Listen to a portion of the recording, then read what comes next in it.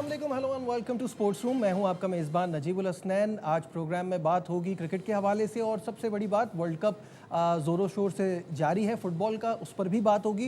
लेकिन सबसे पहले आपको बता दें कि पीसीबी में बड़ी गहमा गहमी रही ओवर द वीकेंड। पहले प्रेस कॉन्फ्रेंसेज हुई, उसके बाद अब सेंट्रल कॉन्ट्रैक्ट किस तरह से दिए जाएंगे, क्या होगा, उस पर भी बड़ी बात हुई। जी हाँ, ये एक अच्छी खबर है इस लिहाज से कि हम बहुत अरसे से ये बात किए जा रहे हैं कि परफॉर्मेंस बेस्ड होना चाहिए।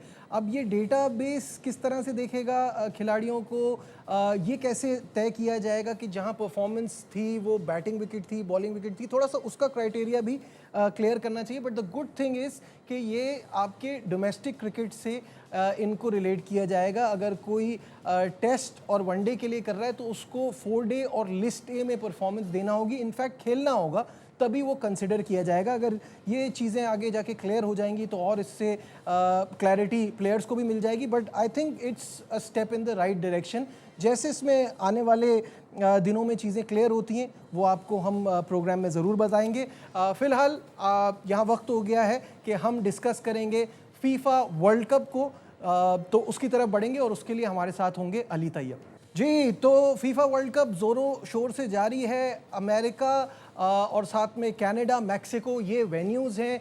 काफ़ी सारे गेम्स हो गए हैं जिसमें आपको अंदाज़ा हो रहा है कि जो पहला राउंड है वो क्या शेप अप कर रहा है, किस तरह से बड़ी टीमों के मुकाबले हुए। कुछ को लग रहा था ब्राज़ील बड़े आसानी से अपना मैच जीतेगी, वो ड्रॉ हो गया। जर्मनी ने अपनी डोमिनेंस दिखाई है।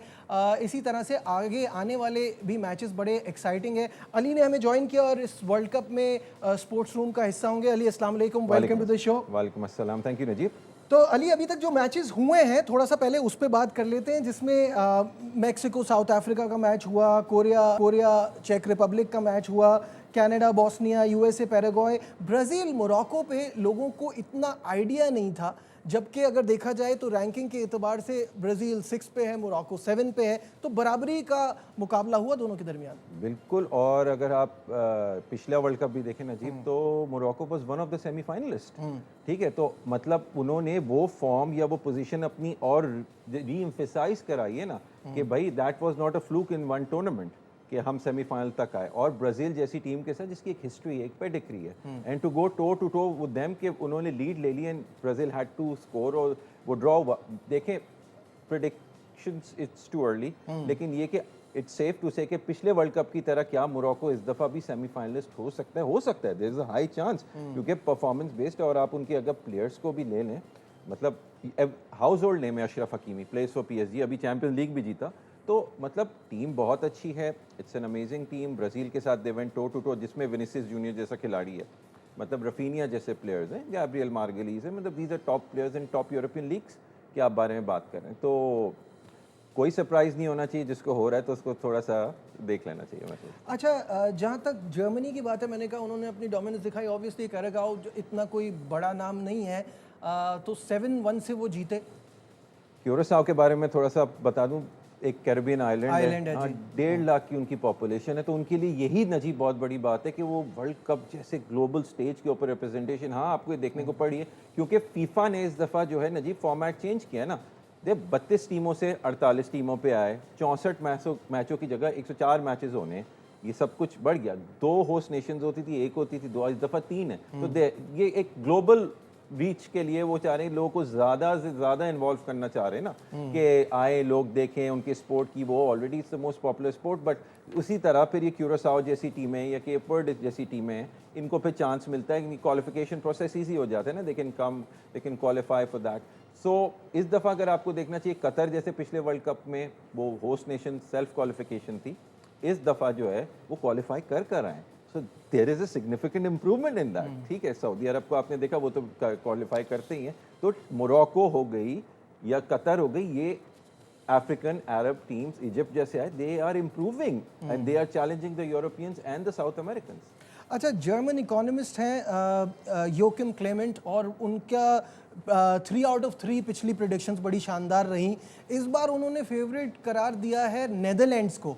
नेदरलैंड को फेवरेट करार दिया है, जबकि वो जापान से 2-2 से अपना पहला मैच बराबर कर दिया उन्होंने। हाँ, बात यह है कि योकिम क्लेमेंट ने जो बात की, ये sir Alex Ferguson the legendary Manchester United manager ने बोला था कि attack win you matches but defence win you titles. ठीक है, नीदरलैंड्स की टीम अच्छी है, बैलेंस्ड है।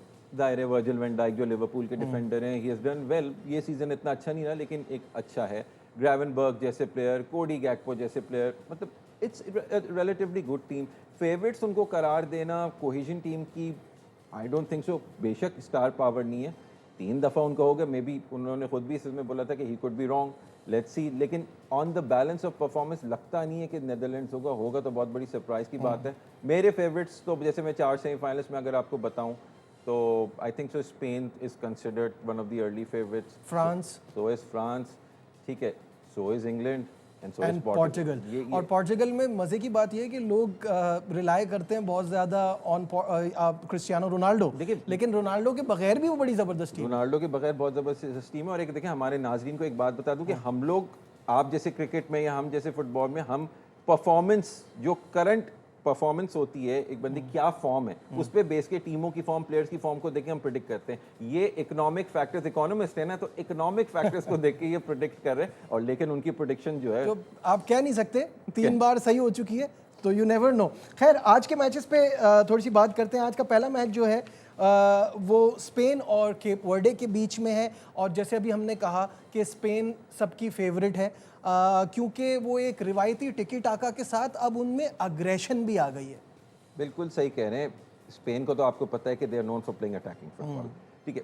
Teams of Vicente del Bosque, उसके बाद आपने देखा वो यूरोज जीते 8 में, 12 में वर्ल्ड कप जीता, मतलब अमेजिंग टीम। 24 में फिर यूरो जीते, 24 में फिर यूरो दिखे। तो they never abandon there style. जहाँ पे हम आर्सेनल को बात करते हैं कि आर्सेनल ने प्रीमियर लीग जीती, बड़े प्रैग्मेटिक स्टाइल से जीती है, they did not play beautiful football 1-0।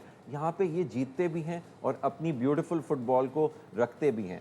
तो obviously Spain is considered one of the favourites, क्योंकि बहुत अटैकिंग साइड है और 2024 के यूरो विनर्स भी हैं। मार्क कुकुरेया इन डिफेंस है, या अपनी को विलियम्स को देखते हैं। जमाल का आप कहते हैं ना, आज आप किसी को सोचते हैं जैसे पहले मेसी रोनाल्डो होते थे, अब जैसे एम्बापे हैं फ्रांस में और यहाँ पे यमाल हैं, तो ये एक सुपरस्टार प्लेयर हैं उनके।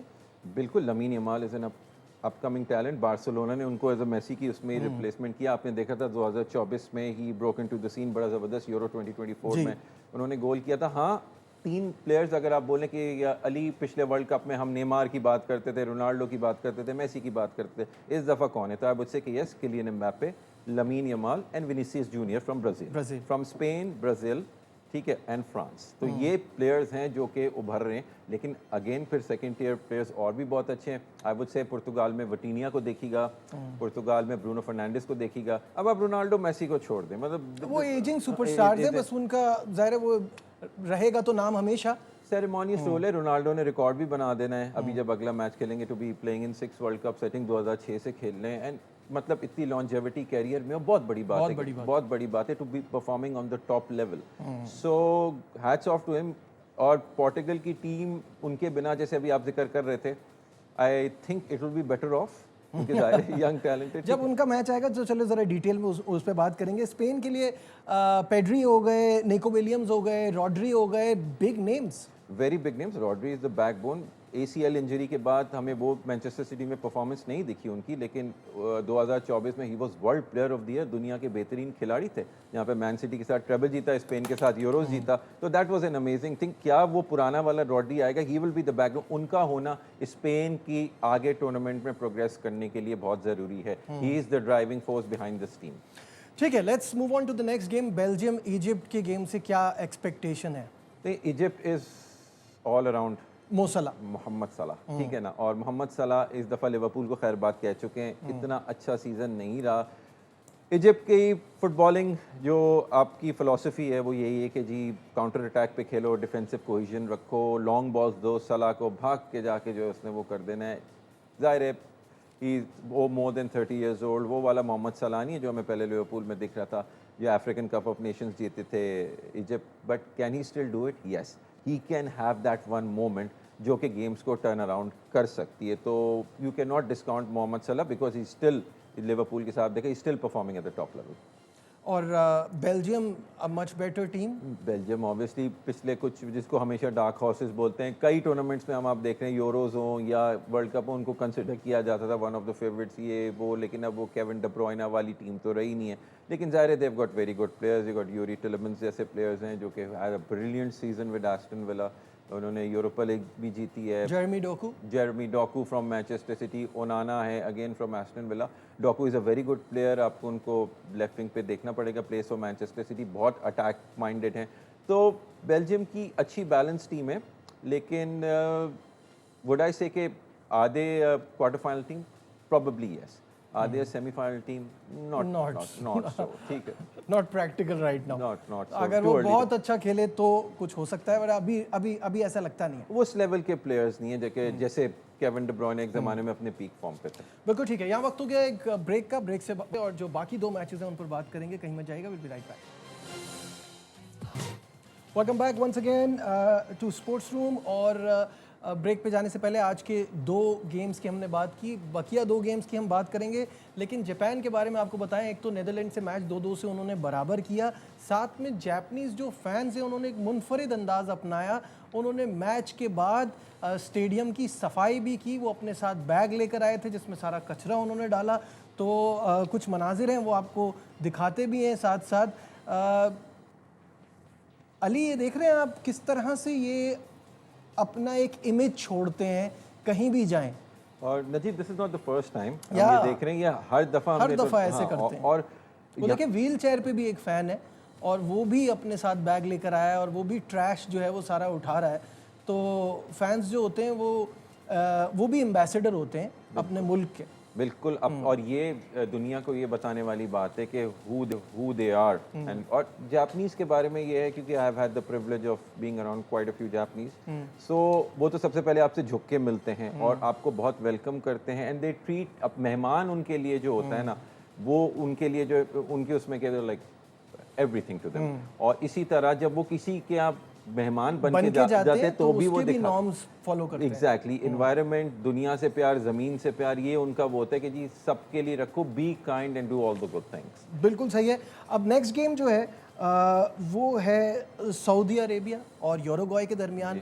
अगर आप ऑन पेपर देखें तो सऊदी अरेबिया जो है वो 60th रैंक पे है, यूरुग्वाई का 17th रैंक है। बट हमें ये याद रखना है कि 2022 में यही सऊदी अरब की टीम थी जिसने अर्जेंटीना को हरा दिया था, that went on to win the World Cup. तो हम कुछ भी एक्सपेक्ट कर सकते हैं, कुछ भी एक्सपेक्ट कर सकते हैं इस लेवल पे, जहाँ पे अपने अपने क्वालिफायर्स में जो टीमें क्वालिफाई करके आई। और जैसे अभी मैंने पहले ही बोला था कि अरब नेशंस को अब आपने देख लिया है, अफ्रीकन नेशंस को, कि they are challenging the big boys, जो कि साउथ अमेरिकन एंड यूरोपियंस हैं।